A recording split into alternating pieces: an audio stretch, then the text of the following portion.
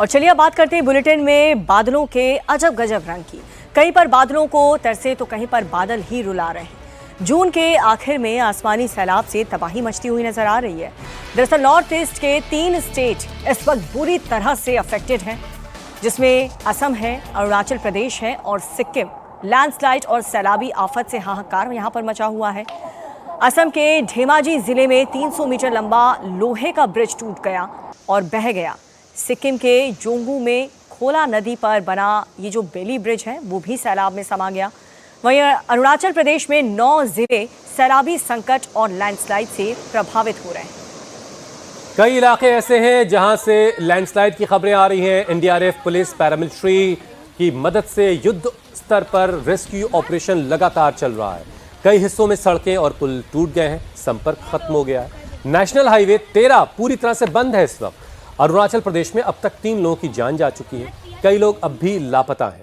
9 जिलों में इस वक्त हाई अलर्ट है। बाढ़ की गिरफ्त में आने से असम के धेमाजी में एक ब्रिज तबाह हो गया। ट्रेन सेवाओं पर बुरा असर पड़ा है। 22,000 से ज्यादा लोग बेघर हो गए हैं। रिहायशी इलाके पानी में डूबे हैं। पश्चिम बंगाल के दार्जिलिंग में बागपुल के पास लैंडस्लाइड की वजह से नेशनल हाईवे 10 बंद करना पड़ा। उधर मुंबई में तेज बारिश हो रही है। 2 जुलाई तक का अलर्ट जारी हुआ है। गुजरात में भी आसमानी आफत का अलर्ट जारी हो चुका है। भावनगर में तेज बारिश की वजह से रोड कनेक्टिविटी कट गई है। नॉर्थ ईस्ट के अरुणाचल प्रदेश में इस वक्त सैलाबी संकट सबसे विकट बना हुआ है, जहां पर 9 जिलों में मूसलाधार बारिश और लैंडस्लाइड का अलर्ट है। बीते 5 दिनों से यहां पर भारी बारिश और सैलाबी अटैक से हाहाकार मचा हुआ है। 50 से ज्यादा घर पूरी तरह से तहस नहस हो गए। सैकड़ों लोग बेघर हो गए। हेलीकॉप्टर भेजा गया है जो कि प्रभावित इलाकों में मदद के सामान पहुंचा रहा है और फंसे लोगों को निकालने का काम भी वहां से किया जा रहा है। लोगों को बचाने के लिए सैलाब के बीच से रस्सियों के सहारे ये रेस्क्यू ऑपरेशन चलाया जा रहा है, जिसमें एनडीआरएफ, एसडीआरएफ और लोकल आपदा प्रबंधन की टीम स्पॉट पर मौजूद है। इस तरह के हालात में जो लोग फंसे हैं उनको निकालने का काम युद्ध स्तर पर चल रहा है।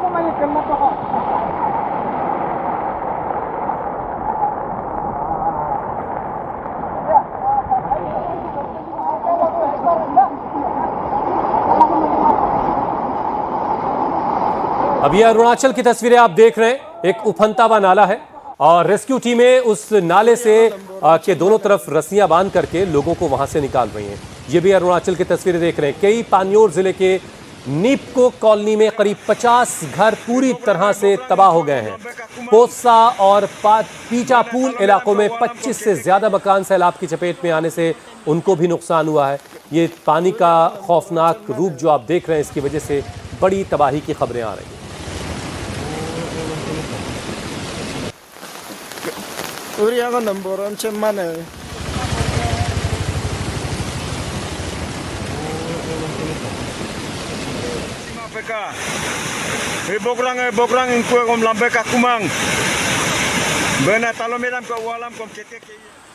अब अरुणाचल प्रदेश की राजधानी ईटानगर में भी हालात काफी ज्यादा विकट हो चुके हैं। यहाँ पर सैलाबी और लैंडस्लाइड के चलते हाईवे पर मलबा भरा हुआ है। बीआरओ की टीम स्पॉट पर मौजूद है और राहत बचाव का काम बहुत तेजी से चल रहा है। भारी बारिश के चलते पापुम, पारे और ईस्ट सियांग में भी रेड अलर्ट जारी कर दिया गया।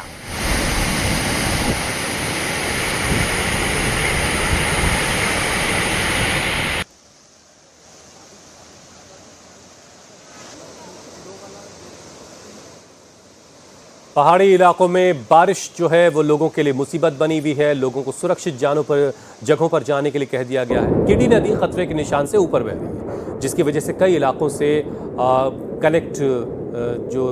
कनेक्शन है वो टूट गया है। जो मेन ब्रिज है इन 2 इलाकों को जोड़ने वाला, वो भी डेंजर जोन में है। फिलहाल आवाजाही रोक दी गई है। पिछले 5 दिनों से अरुणाचल प्रदेश में इसी तरीके की तबाही देखने को मिल रही है, जहां बारिश लोगों के लिए मुसीबत बनी हुई है।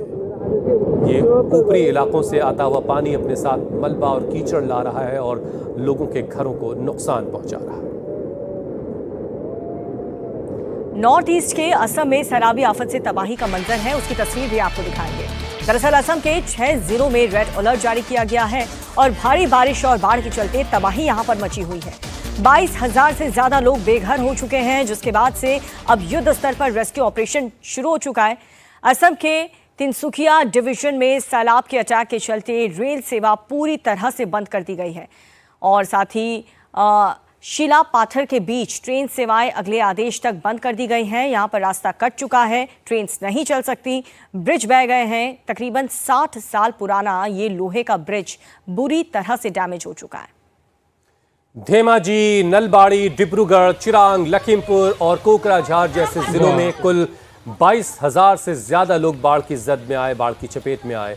100 से ज्यादा गांव पानी में डूबे हुए। आप अंदाजा लगा सकते हैं ये जो पानी की खौफनाक तस्वीरें देख रहे हैं, ये कितने बड़े इलाके को तबाह कर रहा है। धेमाजी जिले में सबसे ज्यादा तबाही हुई, जहां भारी बारिश की वजह से हालात बिगड़े हुए हैं। नदी का पानी अब रिहायशी इलाकों में घुस गया है और लोगों की जिंदगी इसने तहस नहस कर दी।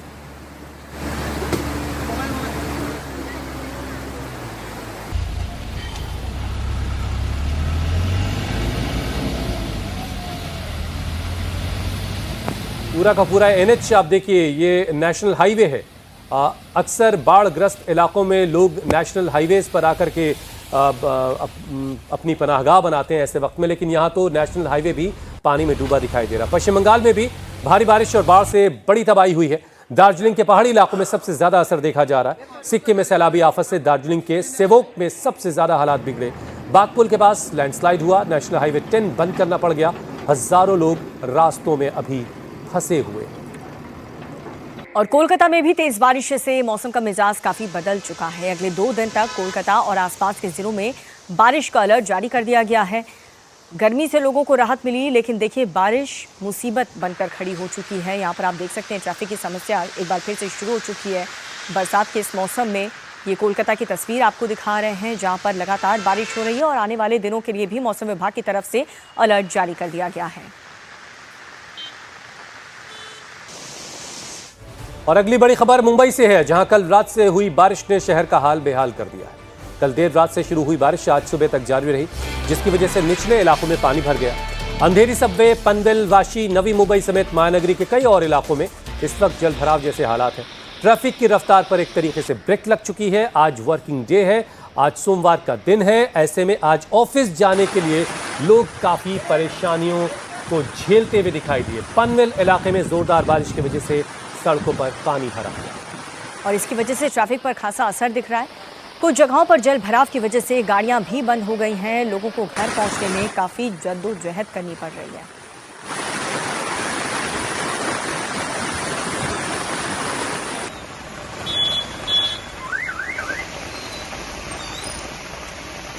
और 4 तस्वीरें आपको दिखा रहे हैं। रात भर मुंबई में बारिश होती रही। मुंबई के जो अलग अलग इलाके हैं वहां पर बारिश होती रही, जिस वजह से जब लोग सुबह उठे, वो भी सोमवार का दिन, जब लोगों को दफ्तर जाना है, उन्हें कैसी समस्याओं का सामना करना पड़ा आप देख सकते हैं। समंदर में भी ऊंची ऊंची लहरें उठ रही हैं। रास्ते पूरी तरह से पानी से डूब चुके हैं। सबवे में पानी भर चुका है। 2 जुलाई तक के लिए मौसम विभाग ने अलर्ट मुंबई वासियों के लिए दीपिका, बीएमसी की तरफ से दावा किया जा रहा था कि एक लंबा चौड़ा खर्च किया गया है और इस बार जल भराव जैसे हालात मुंबई में कम से कम देखने को नहीं मिलेंगे। लेकिन पहली ही बारिश में सब रंग धुल चुके हैं और सच्चाई माया नगरी की सबके सामने है। तो ये मुंबई के हालात हमने आपको बताए। अब आपको गुजरात के भावनगर की तस्वीर दिखाते हैं। गुजरात के भावनगर में बारिश और बाढ़ से हालात बहुत खराब हो चुके हैं। पानी भरने से ग्रामीण इलाकों की जो कनेक्टिविटी है वो ठप हो गई। अगले 2 दिन भारी बारिश का अलर्ट भावनगर के लोगों के लिए यहाँ पर। और भावनगर में कितनी तेज बारिश हो रही है, अलर्ट यहाँ पर मौसम विभाग की तरफ से जारी कर दिया गया है कि अगले 2 दिन तक बरसात इसी तरह से हो सकती है।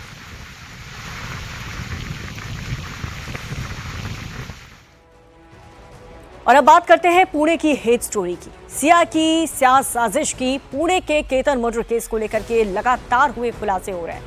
नए नए खुलासे सामने आ रहे हैं और इससे जुड़ा हुआ एक और खुलासा सामने आया। बड़ी खबर आपको बताएं, जिसमें पुणे की सिया गोयल को लेकर के एक नया और चौंका देने वाला खुलासा हुआ है। केतन से सगाई से पहले सिया अपने बॉयफ्रेंड के साथ उदयपुर भी गई थी। चेतन और सिया दोनों उदयपुर में कुछ दिन तक साथ रहे। आपको ये भी बता दें कि सिया की शादी के लिए उदयपुर का एक रिजॉर्ट बुक कराया था। पुलिस अब केतन मर्डर केस में उदयपुर कनेक्शन की भी जांच कर रही है।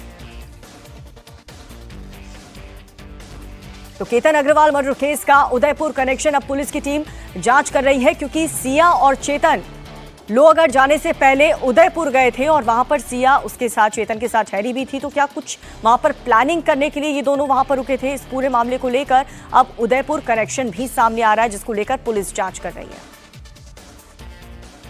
पुणे के केतन मर्डर मिस्ट्री को लेकर एक और बात सामने आई। सिया की एक और नई साजिश का पता चला है। सिया गोयल की एक और साजिश का खुलासा हुआ। सिया ने केतन से 1 करोड़ रुपए भी ऐंठे। मंगेतर से सिया ने 1 करोड़ की भारी भरकम रकम ली। प्यार की दुहाई देकर उसने ये पैसे लिए। प्रेमी चेतन के लिए सिया ने केतन से 1 करोड़ रुपए ऐंठ लिए। जैसे जैसे जांच आगे बढ़ रही है वैसे वैसे सिया की एक एक साजिश का खुलासा हो रहा है। सिया की हिट स्टोरी की कड़ी दर कड़ी अब खुल रही है। 18 जून को पुणे के लोहागढ़ किले से सिया ने अपने मंगेतर केतन को धक्का दे दिया था। केतन की हत्या को उसने पहले तो हादसा बताया, लेकिन जैसे जैसे जांच आगे बढ़ी सिया की साजिश का पर्दाफाश हो गया। उसे और उसके प्रेमी चेतन चौधरी को पुलिस ने गिरफ्तार कर लिया है। दोनों की आज कोर्ट में पेशी होनी है। रिमांड की मियाद खत्म हो रही है। कल सिया को क्राइम सीन पर ले जाया गया था, जहां केतन को धक्का देने का पूरा सीन पुलिस ने रिक्रिएट करवाया। अब इस मामले में रोज नए नए खुलासे हो रहे हैं। सिया को लेकर के रोज नए खुलासे तो हो रहे हैं और आज जो बातें सामने आई हैं वो हम आपको बताते हैं। दरअसल केतन से सगाई से पहले सिया प्रेमी चेतन के साथ उदयपुर गई थी, वहां पर उसके साथ ठहरी थी। उदयपुर में ही केतन और सिया की शादी इस साल नवंबर में होने वाली थी। अब पुलिस उदयपुर कनेक्शन की जांच कर रही है। दोनों कई दिनों तक उदयपुर में साथ रहे थे। सिया ने केतन से 1 करोड़ रुपए भी ऐंठे और ये रुपए उसने किसी और के लिए नहीं बल्कि अपने प्रेमी चेतन के लिए ऐंठे थे। पुलिस अब उदयपुर कनेक्शन की जांच करने में जुटी हुई है। राजेश कुमार हमारे सहयोगी इस पर और ज्यादा अपडेट के साथ जुड़ रहे हैं। राजेश, जो मियाद खत्म हो रही है कस्टडी की, वो पुलिस दोबारा कोर्ट में पेश करेगी। क्या रिमांड और बढ़ाने की मांग की जानी है या पूछताछ का जो काम है वो लगभग कंप्लीट कर लिया पुलिस ने? जांच कहां तक पहुंची है? देखिए आज फिर से पुलिस दोनों को, चेतन और सिया को, कोर्ट में पेश करेगी और आगे की रिमांड की मांग करेगी। पुलिस का कहना है कि उनकी जांच अभी पूरी नहीं हुई है। कई ऐसे चीजें हैं जो उनके जांच में सामने आएगी। इस बीच में पुलिस ने वो बाइक जरूर जब्त कर ली है हुसैन, जिस पर बैठ के मार्केट यार्ड से जो चेतन है वो यहाँ तक आया था। ये जुपिटर बाइक वही है, इस वक्त आप देख रहे हैं अपने तस्वीरों में। ये वही बाइक है जिसमें बैठ के चेतन जो है वो पुणे के मार्केट यार्ड से निकला था, जो इस वक्त लोनावला के आपको ग्रामीण पुलिस स्टेशन में है और इसकी तफ्तीश जो है आगे बढ़ रही है। और आज जब कोर्ट में इन्हें पेश किया जाएगा हुसैन, तब चेतन को क्राइम सीन पर अभी तक नहीं ले जाया गया है। चेतन को क्राइम सीन ले जाके क्राइम सीन रिक्रिएट नहीं किया गया है। तो उस बिना पर पुलिस जो है वो आज रिमांड मांगेगी। साथ ही जो जांच में चीजें निकलकर सामने आए उसमें पता चला है कि साहिल, जो कि सिया का भाई था, उसे पता था कि चेतन चौधरी और सिया के बीच में अफेयर है, प्रेम संबंध है। बावजूद इसके दोनों केतन और सिया की शादी जो है वो फिक्स की गई और ये सारी बातें जो है वो जांच में निकल के सामने आ रही। पुलिस ये भी जानने की कोशिश कर रही है कि हत्या के बाद चेतन और सिया कितनी बार मिले या किस तरीके से वो। राजेश, एक ये जो उदयपुर की जो कड़ी आ रही है सामने, क्योंकि रोज नई नई बातें सामने देखने को मिल रही हैं, तो ये उदयपुर का कनेक्शन क्या है, जरा वो भी बताइए। और एक बार फिर से वो गाड़ी दिखाइए जिस गाड़ी का इस्तेमाल हुआ था, जिसे पुलिस ने जब्त किया है। देखिए गाड़ी पुलिस स्टेशन के अंदर है, फिलहाल पुलिस वहां तक जाने की इजाजत नहीं है।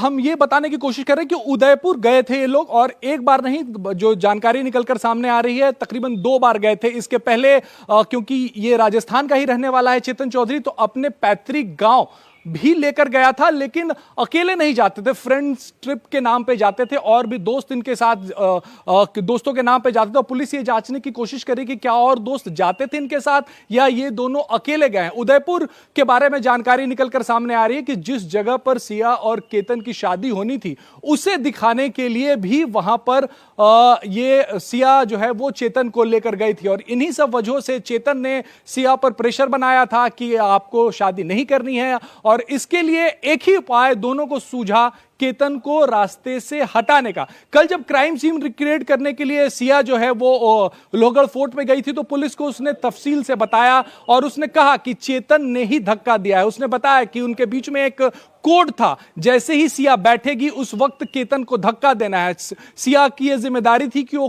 केतन को सबसे ऊंची चोटी पर लेके जाए और किनारे लेके जाए, और जब उसे लगने लगे कि यहां से धक्का दिया जाना चाहिए जो पहले से तयशुदा जगह थी, तब वो बैठ जाएगी और केतन को धक्का देगा। सिया और चेतन के इस खेल में केतन जो है वो एक तरीके से फंस गया और उससे अपनी जान गंवानी पड़ी। शुक्रिया राजेश इस पूरे अपडेट के लिए। और अब खबर महाराष्ट्र से है, जहां मुहर्रम के दिन लोगों को जहरीली कैप्सूल्स बांटने वाले मामले में एक नया खुलासा हुआ। पुलिस सूत्रों के मुताबिक फैयाज प्रेमजी दुनिया से बदला लेना चाहता था, इसीलिए उसने ये जहरीले कैप्सूल तैयार करवाए। आरोपी फैयाज की पत्नी कुछ वक्त पहले उसे छोड़कर चली गई और वो अब अकेले रह रहा था। ये बात फैयाज को पसंद नहीं आई। उसने अपने दिमाग में पूरी दुनिया को अपना दुश्मन एक तरीके से बना रखा था। आरोपी सभी लोगों से बदला लेना चाहता था, सबको सबक सिखाना चाहता था। पुणे में पुलिस ने फैयाज प्रेमजी के पिता का बयान दर्ज किया है। उसकी मां और बहन इस वक्त ईरान में हैं। पुलिस ने आरोपी के फोन को फॉरेंसिक जांच के लिए भेज दिया है। आरोपी ने जिंक फॉस्फाइड कहां से ऑर्डर किया और उसके पास ये कैसे पहुंचा और कैसे उसने इस जहरीले कैप्सूल को तैयार किया, इन सब की जांच पड़ताल अब की जा रही है। 39 साल का फैयाज प्रेमजी बीबीए ग्रेजुएट है। पुलिस ये भी जांच कर रही है कि आरोपी को कोई मेंटल प्रॉब्लम तो नहीं है, कहीं वो दिमागी रूप से बीमार तो नहीं है। पुणे पुलिस की एक टीम ने आरोपी के घर की जांच की है, जिसमें यह पता चला कि वहां पर चूहों की संख्या बहुत ज्यादा है। सूत्र ये भी बता रहे हैं कि इसलिए आरोपी को जिंक फॉस्फाइड के बारे में जानकारी थी। आरोपी ने अपने फोन में AI टूल पर यह भी सर्च किया था कि कितनी मात्रा में जिंक फॉस्फाइड का इस्तेमाल करने पर शरीर पर क्या प्रभाव होता है। जिंक फॉस्फाइड चूहों को मारने के लिए इस्तेमाल होने वाला एक जहरीला केमिकल है। यह फैयाज के पास से 15,000 कैप्सूल मिले हैं। पुलिस इस बात की जांच कर रही है कि पुणे में पेंट बनाने का कारोबार करने वाला प्रेमजी किसी अंतर्राष्ट्रीय साजिश का हिस्सा तो नहीं बन गया। जांच में फैयाज के फोन पर ईरान और इराक के नंबर मिले। वो खुद कई बार ईरान और इराक भी जा चुका है। साकेत हमारे सहयोगी इस पूरी खबर पर जुड़ चुके हैं। साकेत, ये जो मानसिक रूप से बीमार आरोपी है, इसको लेकर के पुलिस की टीम ने अब क्या एक्शन लिया है, क्या पता चला, क्या इसके मंसूबे थे, क्यों इसने ऐसी साजिश रची? देखिए दीपिका, फैयाज प्रेमजी के मन में क्या था, इस बात को समझने के लिए सबसे पहले उसके बैकग्राउंड को समझना बहुत ज़्यादा ज़रूरी है, क्योंकि ये एक BBA का स्टूडेंट रहा है। पुणे से इसने अपनी पढ़ाई पूरी की है और इस पूरे दरमियान इसके बहुत सारे वीडियो सोशल मीडिया पर मौजूद है, जिसमें ये खुद को बहुत ही उदारवादी नीति का बताता है। ये बताता है कि किस तरीके से जो धार्मिक बातें होती हैं वो गलत है। हर किसी को ये समझाने की कोशिश करना कि लोगों को किस तरीके से आगे बढ़ना है, किस तरीके से प्रोग्रेसिव माइंडसेट रखना है, इन सब पर ये बहुत सारे लेक्चर्स दे चुका है, बहुत सारी बातें ये सोशल मीडिया पर रख चुका है। लेकिन फैयाज प्रेमजी ने जब इस इतनी बड़ी घटना को अंजाम देने को लेकर पूरी प्लानिंग की, तो इसने जिंक फॉस्फाइड की जो गोनी है, जो बोरी है, वो पहले ही ऑनलाइन ऑर्डर कर ली थी। वहीं पुलिस की इन्वेस्टिगेशन में एक और बात निकलकर सामने आई है कि फैयाज प्रेमजी काफ़ी लंबे समय से डिप्रेशन में चल रहा था। वो अपनी लाइफ से बहुत ज़्यादा फ्रस्ट्रेटेड था। उसके पीछे का कारण यह है कि उसके पिछले कुछ दिनों के घटनाक्रम को अगर उसके लाइफ के देखें तो उसकी पत्नी ने उसे छोड़ दिया था। वहीं उसके परिवार से उसकी नहीं बन रही थी। उसके पिता का भी बयान इस पूरे मामले में पुणे पुलिस ने दर्ज किया है। पुणे पुलिस ने यही बताया है कि इस पूरे मामले में पिता को भी इस पूरे घटनाक्रम की कोई जानकारी नहीं थी। फैयाज बहुत कम बातचीत करता था, अपने परिवार से कम बात करता था, और यही कारण है कि उसने कब इस पूरे प्लानिंग को जो है वो ऑपरेट किया, किस तरीके से उसके मन में ये विचार आए, ये न उसके पिता को पता चला, न उसके आस पड़ोस के लोगों को पता चला, और न उस डॉर्मेट्री के ओनर को पता चला जहां आकर वो मुंबई में रुका हुआ था। अगर आप इस घटनाक्रम को देखें तो फैयाज प्रेमजी मानसिक रूप से पीड़ित है या फिर उसके मन में क्या चल रहा है, ये पुलिस इन्वेस्टिगेशन का हिस्सा है, क्योंकि अभी भी ये क्लियर नहीं है कि क्या उसका कोई इलाज चल रहा था अथवा नहीं चल रहा था। हालांकि जिस तरीके से वो बयान दे रहा है, जिस तरीके से वो पुलिस से बात कर रहा है, पुलिस एक तरीके से डॉक्टर्स का ओपिनियन, लेकिन कई सारे एक्सपर्ट्स कह रहे हैं कि बहुत सारे लोग जब खुद को अच्छा समझे यहाँ तक तो ठीक है, लेकिन वो पूरी दुनिया को गुनहगार मानने लगते हैं और वहां से भी इस तरह की बात की जड़ें जाकर के मिलती हैं। बहुत शुक्रिया साकेत हमारे साथ जुड़ने के लिए। अगली बड़ी खबर मध्य प्रदेश के छिंदवाड़ा से है, जहां बैंक में लूट की कोशिश का एक सनसनीखेज मामला आया है। बैंक ऑफ इंडिया में गैस कटर की मदद से शटर काटकर आरोपी ब्रांच के अंदर घुसा और फिर लॉकर तोड़ने की कोशिश में लग गया। 34 घंटे तक लगातार बैंक लॉकर वो काटता रहा, लेकिन उसे कामयाबी नहीं मिली। सुबह जब लोगों ने बैंक का शटर टूटा हुआ देखा तो उन्होंने इस बात की खबर पुलिस को दी। अब पुलिस जब बैंक पहुंची तो आरोपी ने खुद को घिरा हुआ देख करके सुतली बम फेंक करके भागने की कोशिश की। आरोपी ने जैसे ही बम फेंका, पूरे ब्रांच में धुआं फैल गया। पकड़े जाने के डर से आरोपी ने सबूत मिटाने के लिए बैंक के रिकॉर्ड रूम और कई फाइल्स को आग भी लगा दी ताकि वो पकड़ा ना जा सके। छुट्टी होने की वजह से बैंक में कोई भी गार्ड मौजूद नहीं था और इसका फायदा उठाकर आरोपी ब्रांच में घुस गया। सर ब्रांच आगे खोला मैंने तो ब्रांच कटा हुआ था, लॉक कटा हुआ था। जब भी कोशिश किया तो नहीं खुला, फिर बाद में बहुत कोशिश की जब एक आदमी अंदर से निकला बाहर। कितने कर्मचारी थे आप? साहब और मैं आया था बस। किसी को चोट वोट पहुंचाया उसने? वो सर को लगा है, पुलिस वाले सर में। नहीं कुछ भी नहीं। नुकसान क्या पहुंचा? नुकसान वो कटा हुआ है सर, बस लॉकर का कटा हुआ। लाकर काट गया? हाँ, अंदर का नहीं कटा है। और बैंक में लूट के लिए आरोपी ने फुल प्रूफ एक अच्छा सा प्लान तैयार किया था। लॉकर में रखे हुए सोने और कैश को चुराने के लिए आरोपी अपने साथ गैस कटर, हथौड़ा, छेनी और भारी मात्रा में रस्सी, बम सब कुछ लेकर आया था।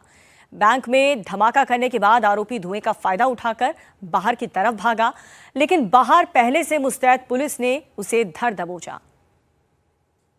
राहत की बात यह रही कि इस घटना में बैंक के स्ट्रांग रूम में रखा सारा सोना, कैश सब कुछ सुरक्षित है। आरोपी का बैंक में खुद का खाता था, इसीलिए वो अक्सर वहां आता जाता रहता था। उसे सारे रूट्स की, अंदर के रास्तों की भी खबर थी। इस दौरान उसके बैंक की सुरक्षा व्यवस्था पर भी नजर थी। 4 दिन पहले भी वो मैनेजर से मुलाकात के बहाने बैंक आया था।